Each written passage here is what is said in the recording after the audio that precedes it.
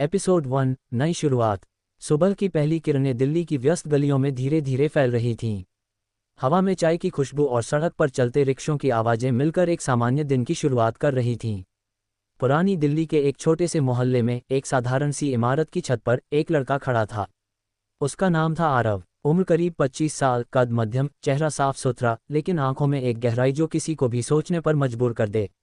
वो हर रोज की तरह छत पर आकर योग करता था, जैसे कि ये उसकी दिनचर्या का अहम हिस्सा हो।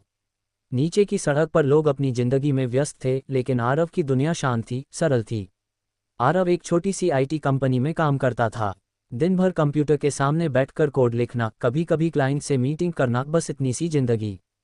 कंपनी के लोग उसे पसंद करते थे क्योंकि वो हमेशा मुस्कुराता रहता, मदद करता, लेकिन कभी अपनी पर्सनल लाइफ के बारे में ज़्यादा नहीं बताता। मैं गांव से हूं, वो इतना ही कहता और बात बदल देता। सच तो ये था कि उसका अतीत किसी को नहीं पता था। वो भारत में आए हुए सिर्फ 2 साल हुए थे, लेकिन लगता था जैसे वो यहीं का हो। कोई परिवार नहीं, कोई पुराने दोस्त नहीं, सिवाय एक के। उसका बेस्ट फ्रेंड था विक। विक एक लंबा चौड़ा हंसमुख लड़का था जो आरव के साथ ही रहता था। दोनों एक छोटे से फ्लैट में शेयर करते थे जो दिल्ली के व्यस्त इलाके में था। विक एक फ्रीलांस फोटोग्राफर था जो शहर की सड़कों पर घूमकर तस्वीरें खींचता और सोशल मीडिया पर पोस्ट करता। लेकिन आरव के लिए विक कुछ ज़्यादा ही स्पेशल था। वो उसे प्यार से मॉन्स्टर कहकर बुलाता था। अरे मॉन्स्टर, आज फिर योग कर रहा है। तू इंसान है या रोबोट? विक नीचे से चिल्लाकर कहता और आरव मुस्कुरा देता। ये नाम सुनकर बाकी लोग हंसते, लेकिन आरव को पता था कि ये नाम उनके पुराने दिनों की याद था, एक ऐसी याद जो अभी किसी को नहीं पता थी। आज सुबह भी वैसा ही था। आरव छत से नीचे उतरा तो विक किचन में चाय बना रहा था। गुड मॉर्निंग मॉन्स्टर, आज ब्रेकफास्ट में क्या चाहिए? ऑमलेट या पराठा? विक ने हंसते हुए पूछा। आरव ने अपनी टी शर्ट ठीक की और कहा, जो भी तू बना दे भाई। बस जल्दी कर, ऑफिस जाना है। विक ने चाय का कप आरव की तरफ बढ़ाया और कहा, तू हमेशा इतना शांत कैसे रहता है? मैं तो रोज नई एडवेंचर ढूंढता हूँ, और तू? बस काम और घर। जिंदगी में कुछ मजा करना। आरव ने चाय की चुस्की ली और मुस्कुराया। मजा क्या है, शांति में ही मजा है। लेकिन अंदर ही अंदर वो सोच रहा था कि विक को पता है, उसकी जिंदगी कभी इतनी सरल नहीं थी।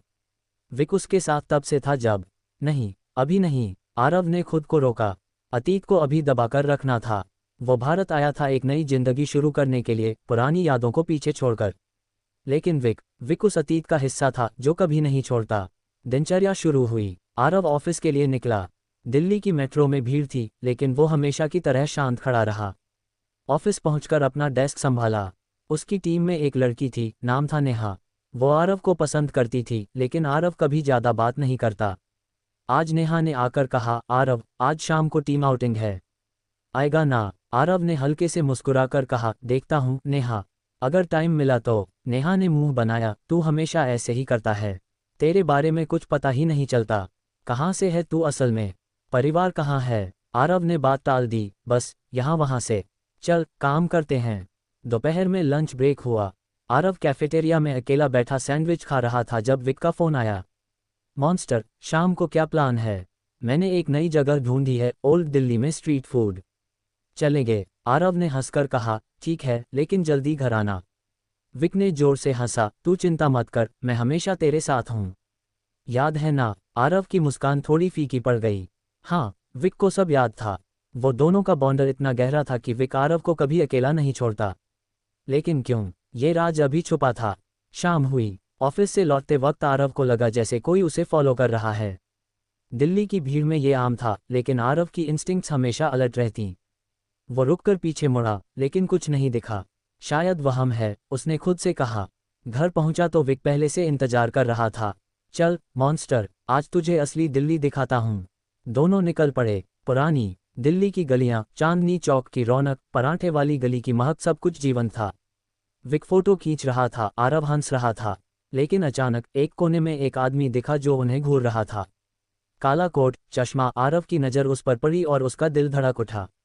विक, आरव ने धीरे से कहा, चल घर चलते हैं। विक ने हैरानी से देखा, क्या हुआ? अभी तो आए हैं। लेकिन आरव की आंखों में वो चमक देखकर विक समझ गया। ठीक है, चल। घर लौटते वक्त दोनों चुप थे। फ्लैट में घुसते ही विक ने दरवाजा बंद किया और कहा, क्या था वो? कोई पुराना? आरव ने सिर हिलाया, नहीं, शायद गलतफहमी। लेकिन अंदर ही अंदर वो जानता था कि अतीत की छाया कभी कभी लौट आती है।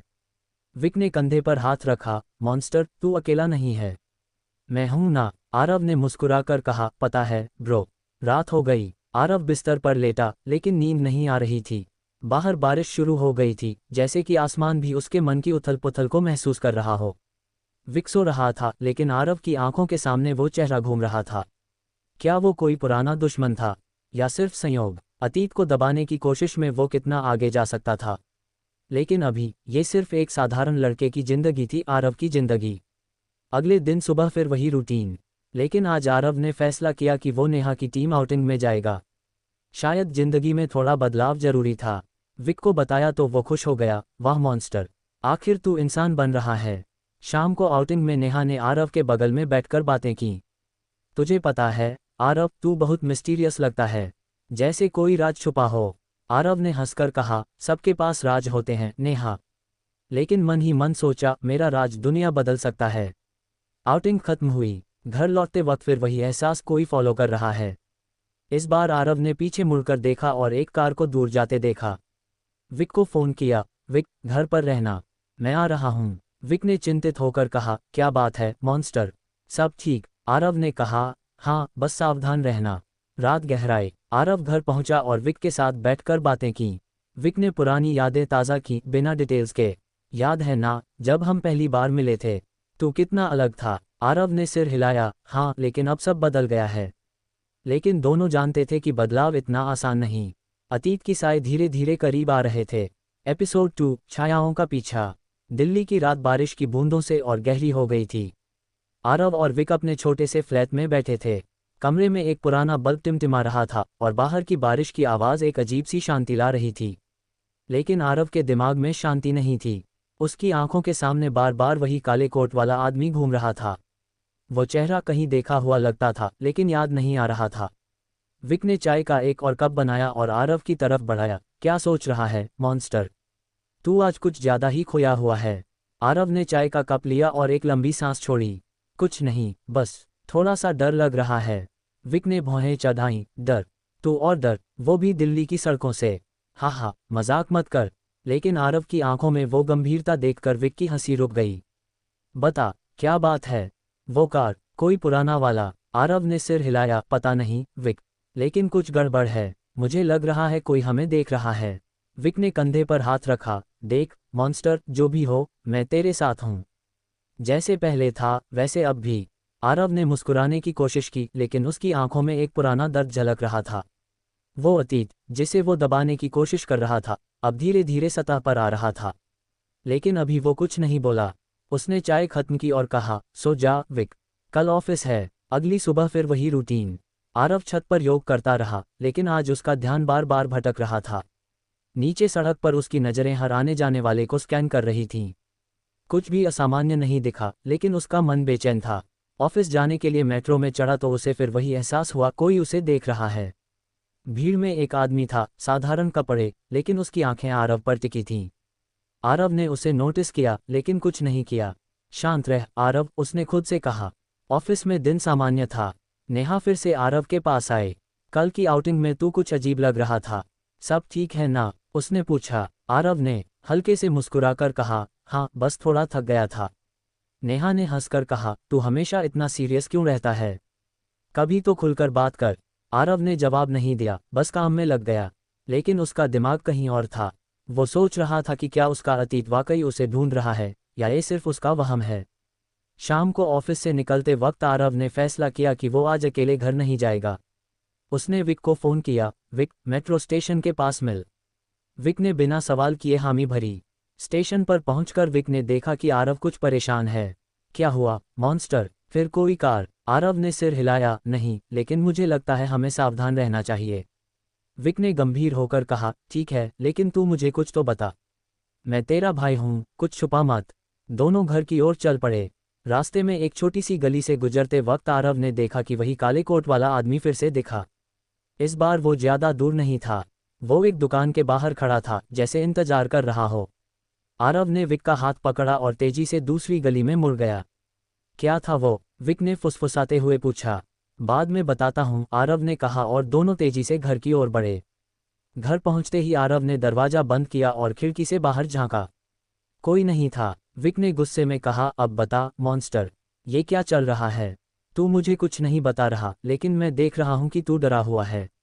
आरव ने लंबी सांस ली और कहा, विक, कुछ चीजें हैं जो मैं अभी नहीं बता सकता, लेकिन तू मुझ पर भरोसा रख, मैं कुछ गलत नहीं होने दूंगा। विक ने गहरी नज़रों से आरव को देखा। मॉन्स्टर, तू भूल गया क्या?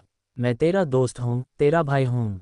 तू पहले भी ऐसे ही था, सब कुछ अकेले संभालने की कोशिश करता था, लेकिन अब नहीं। अगर कुछ है तो मुझे बता। आरव ने कुछ देर चुप रहकर कहा, ठीक है, लेकिन अभी नहीं, मुझे थोड़ा वक्त चाहिए। रात को खाना खाते वक्त विक ने माहौल हल्का करने की कोशिश की। चल मॉन्स्टर, एक पुरानी बात बता, याद है वो रात जब हमने। उसने बात अधूरी छोड़ी और हंसने लगा।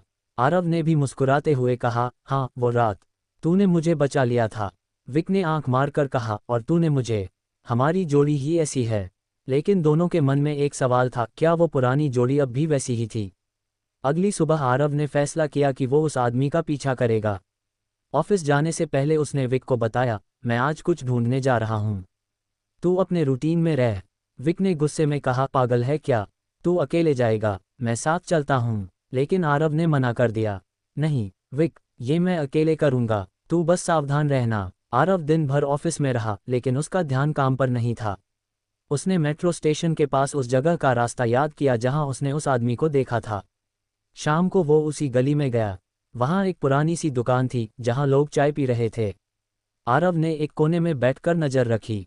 कुछ देर बाद वही काले कोट वाला आदमी दिखा। वो एक फ़ोन पर बात कर रहा था। आरव ने ध्यान से सुना। वो हिंदी नहीं बोल रहा था, कोई विदेशी भाषा थी, शायद रूसी। आरव का दिल जोर से धड़का। वो भाषा उसे जानी पहचानी थी। अचानक उस आदमी की नज़र आरव पर पड़ी। वो रुक गया और फ़ोन काटकर तेजी से दूसरी तरफ चला गया। आरव ने उसका पीछा करने की सोची, लेकिन फिर रुक गया। नहीं, अभी नहीं, उसने खुद से कहा। वो जानता था कि अगर वो पीछा करता तो शायद पुराने घाव फिर से खुल जाते। वो घर लौटा। घर पहुंचते ही विक ने देखा कि आरव का चेहरा पीला पड़ गया है। क्या हुआ मॉन्स्टर, तू ठीक है? आरव ने सिर हिलाया, हाँ, लेकिन मुझे लगता है कि हमें जल्दी ही कुछ करना होगा। विक ने गंभीर होकर कहा, बताना क्या है? तू मुझे अंधेरे में क्यों रख रहा है? आरव ने कहा, विक, कुछ लोग हैं जो मुझे ढूंढ रहे हैं, लेकिन क्यों, ये मुझे भी पूरी तरह नहीं पता। रात को आरव ने अपने पुराने बैग से एक छोटा सा लॉकेट निकाला। उसमें एक तस्वीर थी, उसकी और विक की, पुराने दिनों की।